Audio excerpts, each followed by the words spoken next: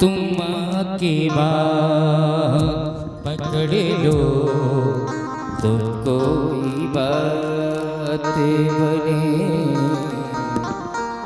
तो कोई बात बने।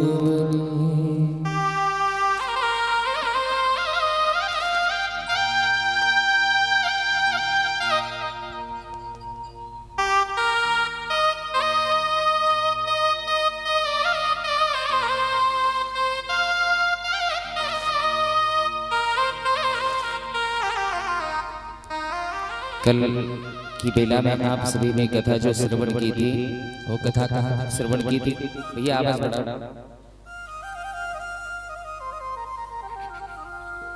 कहाँ तक की थी?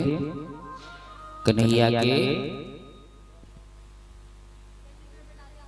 वृंदावन जाने की कथा बोलना पड़ेगा। राधे तो कल कन्हैया वृंदावन पहुंच गए थे। कहाँ पहुंच गए थे? हमें ऐसा लगता है, बड़ी प्रसन्नता होती है आपके भाव को देख कर सकते हैं। हाँ बोलना पड़ेगा। राधे पवनी तने संकटि हरण,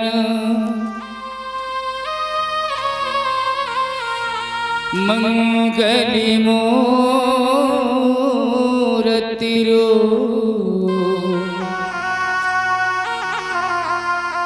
राम लखन सीता सहित, हृदय वसो शूरभूमि।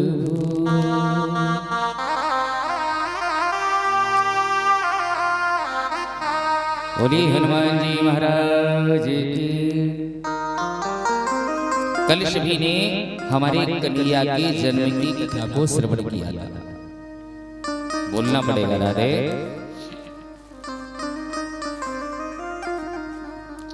जब कन्हैया का जन्म हुआ तो सभी देवों ने, सभी देवताओं को हर्ष और उल्लास हुआ। सारे देवता कन्हैया के दर्शन करने के लिए आए।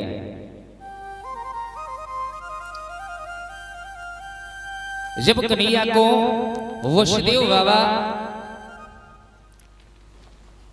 लेकर के जाने लगे, जेल की सारी बेड़ी, सारे ताले सब टूट गए। जितने भी पहरे वाले थे सभी सो गए।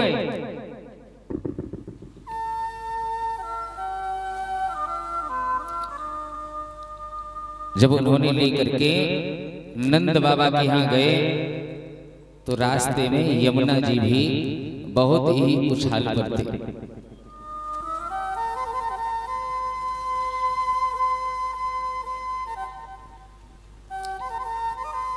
और यमुना मैया को जब पता चला कि हमारे प्रभु ने अवतार ले लिया है,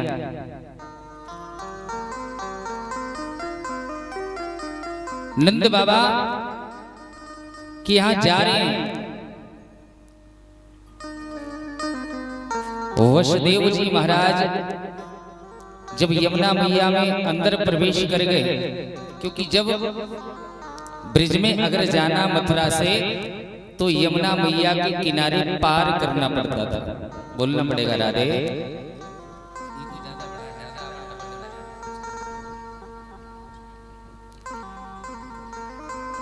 यमुना मैया को जब पता चला कि हमारा गोविंद अवतार लेकर के आ गया है, तो जैसे ही नंद बाबा जब यमुना मैया में प्रवेश किए तब उनके जल घुटनों तक था। कितना था? घुटनों तक। और जैसे ही थोड़े से आगे को बढ़े, यमुना मैया ने अपना विशाल रूप दिखाना प्रारंभ कर दिया।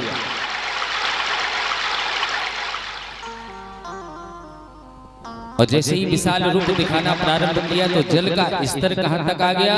गर्दन तक। लेकिन वसुदेव जी फिर भी चलते रहे।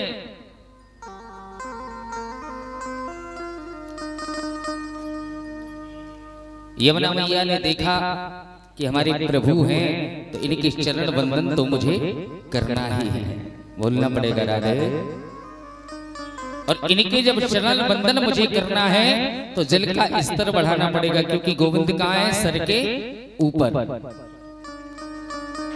इधर गोविंद ने कहा कि अगर यमुना मेरे चरण बंदन करने के लिए आएगी तब तक तो मेरा बाबा डूब जाएगा।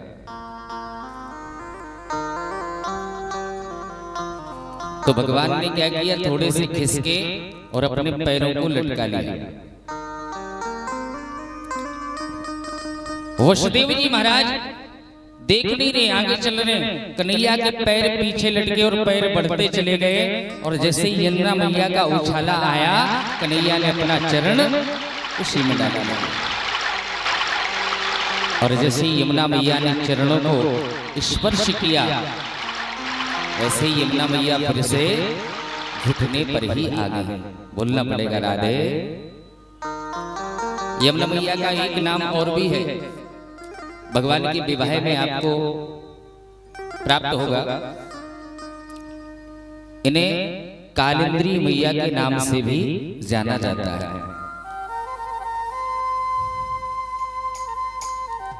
और गोविंद का कालिंद्री मैया के साथ विवाह भी हुआ।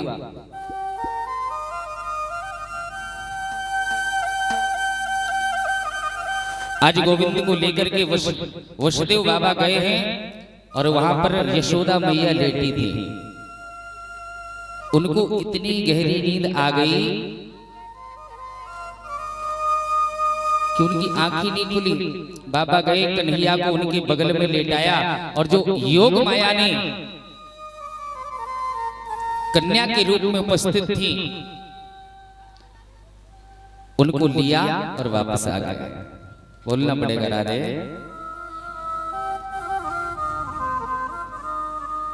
या देवी सर्वभूतेषु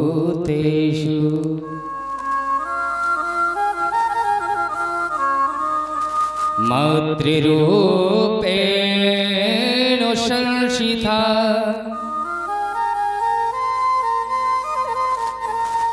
नमः तस्यै नमः तस्यै नमः तस्यै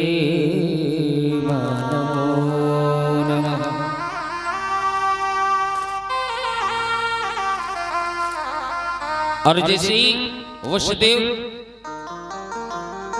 जी उनको माया को लेकर के महल में आते हैं,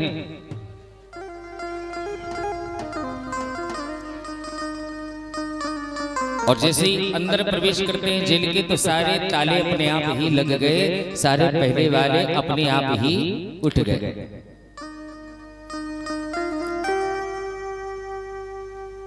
और जैसे ही सुबह पता चला कि देवकी को 8वीं संतान पैदा हो चुकी है, कंस को जैसे ही पता चला तुरंत दौड़ते हुए आया। देवकी अष्टमाति गर्भा जन्माते शिखा दे।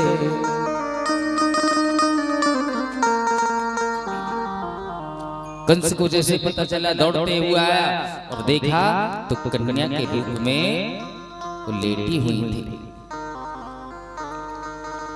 कंस ने कहा 8वीं संतान, वो भी कन्या के रूप में।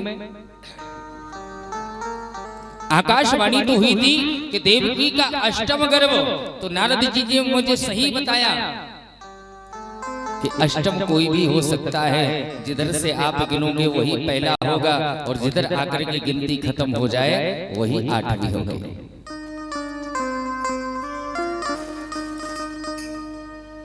कंस ने कहा लेकिन छोड़ूंगा तो मैं इसको भी नहीं, इसको भी मैं छोड़ने वाला नहीं हूं। कंस ने जैसे ही उस कन्या को उठाया और एक शिला पर पटकना चाहता था, तभी वो कन्या आकाश मंडल में विलुप्त हो गई। योग माया ने अपना स्वरूप दिखाया, अष्टभुजाएं हैं, सिंह पर सवार हैं। अरे कंस, तू किसको मारने जा रहा था? जिसका तुझे भय है, जिससे तेरा वध होगा, जो तुम्हारा काल है वो ब्रज में अवतरित हो चुका है। बोलना पड़ेगा राधे। जिसका तुझे भय है वो तो अवतार ले चुका है और ब्रज में है। योग माया अंतर ध्यान हो गई। जैसे ही योग माया अंतर ध्यान हो गई, कंस ने सोचा कि मेरा मारने वाला ब्रज में, पहले आकाशवाणी हुई कि देवी की काष्टम गर्भ, अब योग माया कह रही है कि तेरा मारने वाला ब्रज में अवतरित हो चुका है। ये कैसे हो सकता है? सोचने लगा। आइए इधर का दृश्य आपको दिखाएं। जो नंद बाबा हैं,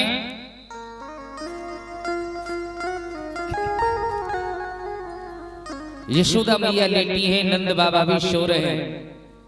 इनके घर में इनकी दो बहनें आई हैं। नंद बाबा की दो बहनें उनके घर पर आई हैं। ये दो बहनें कौन सी हैं? एक का नाम है नंदा और दूसरी का नाम है सुनंदा। तो नंदा और सुनंदा सुबह जल्दी जग जाते थे, सारा घर का काम करना पड़ता था। और जैसे नंदा और सुनंदा आपस में बात कर रही थी, तभी खिड़की से जाकर के देखा कि यशोदा मैया के बगल में कोई बालक लेटा है। बोलना पड़ेगा राधे। लेकिन उसके ऊपर कपड़ा ढका हुआ है। अब आपस में दोनों बहनें बातें करने लगी। सुनंदा कहती, अरे नंदा, ऐसा लगता है कि भाभी के कोई छोरो भयो। बोलना पड़ेगा राधे। सुनंदा कहती, ऐसा लगता है कि भाभी के कोई छोरो भयो।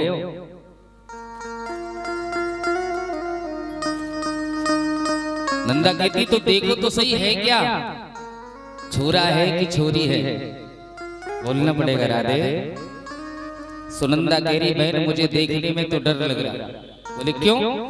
बोले मैंने मन में सोच रखा है कि अगर वाली भाभी के छोरा भयो तो जो ये 9 लखा हार गले में पहने ना, तो मैं ये सोच रही थी सबसे पहले मैं वही मांगूंगी।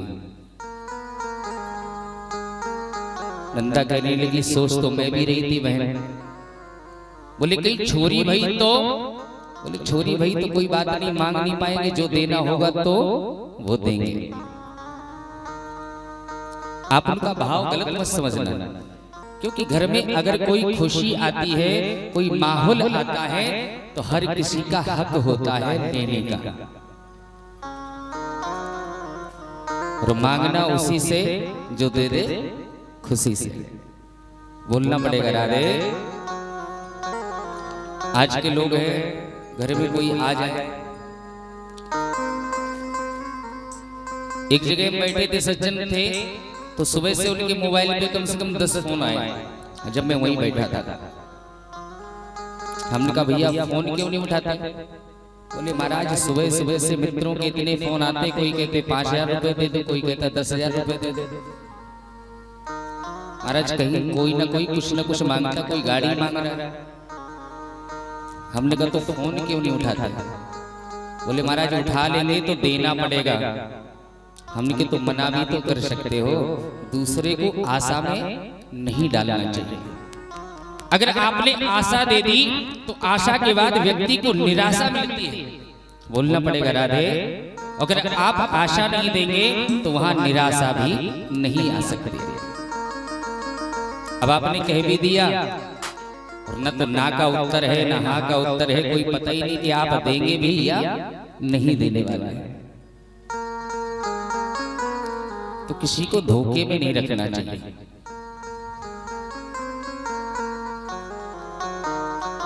क्योंकि आप अपने मुंह से मित्र भी कहते हो, मित्र का भाव समझते हैं आप। मित्र का बहुत ही सुंदर भाव होता है। जहां से सुगंध रूपी इत्र प्राप्त हो जाए, जहां से खुशियां प्राप्त हो जाए, और सुख दुख में जो साथ देने वाला होता है तो वो केवल मित्र ही होता है। बोलना पड़ेगा राधे। आज आप लोग भोजन करके नहीं आए, पता है। कोई व्रत है क्या आज? नहीं है तो बोला करो राधे। हाँ, और आज का दिन छोड़ के कल और परसों का 2 दिन और है। इसके बाद हम कभी नहीं कहेंगे कि आप राधे राधे बोलो। हाँ बिल्कुल, ये 2 दिन आपको कड़ी मेहनत करनी है, क्योंकि फिर हमारा पता नहीं कि आज हम यहाँ हैं, कल फिर कहाँ होंगे। लेकिन अगर आप लोगों का स्नेह और भाव अगर प्रेम रहा तो जल्दी मिलेंगे। बोलना पड़ेगा राधे। लेकिन आप लोगों का साथ, आप लोगों का स्नेह, आप लोगों का प्रेम ये अगर बना रहेगा तो हमेशा मिलने की आशाएं होती हैं। हम लोगों का क्या है? हम परदेसी फकीर, हमें तुम याद करोगे। कभी जंगल में, कभी बस्ती में, और कभी नदियों के तीर, हमें तुम याद करोगे।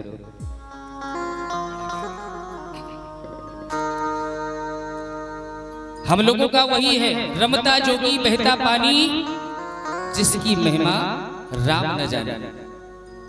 एक जोगी अगर रास्ते से निकलता है तो उसको स्वतः पता नहीं होता कि कहां जाकर के मैं रुकूंगा, क्योंकि वो जोगी है। और बहता हुआ जल, वो भी पता नहीं रहता कहां जाके रुकेगा। बोलना पड़ेगा राधे। तो हम लोगों का वैसे ही है, रमता जोगी बहता पानी, जिसकी महिमा राम न जाने। कहे गए दास कबीर, हमें तुम याद करो। हम मस्तानों से मत पूछो हम कहां चले और किधर चले, लेकिन जब भी चले प्यारे जिधर भी चले, मस्ती की धूल उड़ाते चले। हमें तो केवल कृपा चाहिए, प्रेम चाहिए, स्नेह चाहिए। धन तो हर जगह मिलता है, दौलत हर जगह प्राप्त होती है, लेकिन प्रेम और स्नेह कहीं कहीं से प्राप्त होता है। बोलना पड़ेगा राधे। और प्यारे, जिस दिन आप प्रेम और स्नेह प्राप्त कर लोगे, उस दिन दुनिया में किसी के पास जाने की जरूरत नहीं पड़ेगी। प्रेम स्वतः सबको खींच के लाता है।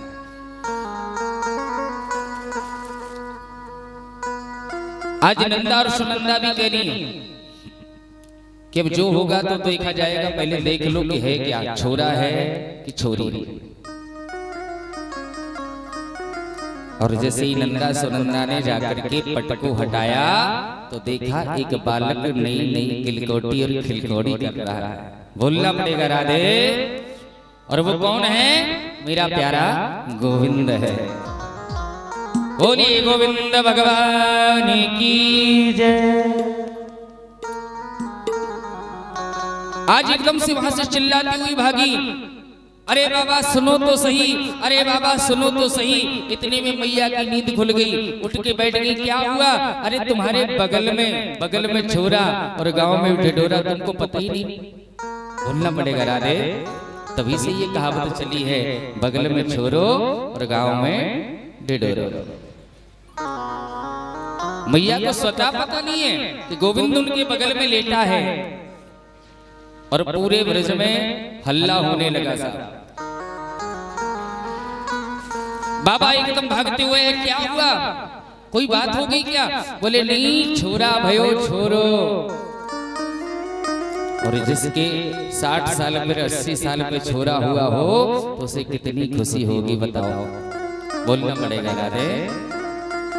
नंद बाबा फूले नहीं समाने, ब्रिज के बासी जहां जहां पता चल गया सारे दौड़ते हुए चले आ रहे हैं। मैया बहुत हंस रही है, गोद में लाला को ले लिया। ब्रिज की सारी औरतें जहां तक भी पता चला सभी दौड़ते हुए चले आ रहे हैं, बाबा को बधाई देने के लिए आ रहे हैं। बाबा ने अपनी गौशाला खुलवा दी। हाथी घोड़ा जितने थे सब मंगा करके खड़े कर दिए, जितने ब्राह्मण आते जाएं सबको दान में दे रहे हैं। और आप भाव देखिए, ब्रिज में जितने सारे लोग आए हैं तो किसी ने ये नहीं कहा कि नंद के छोरो भयो। क्या कह रहे थे? हाथ उठा के आप लोग भी बताएं। अरे नंद के आनंदी भयो जय कन्हैया।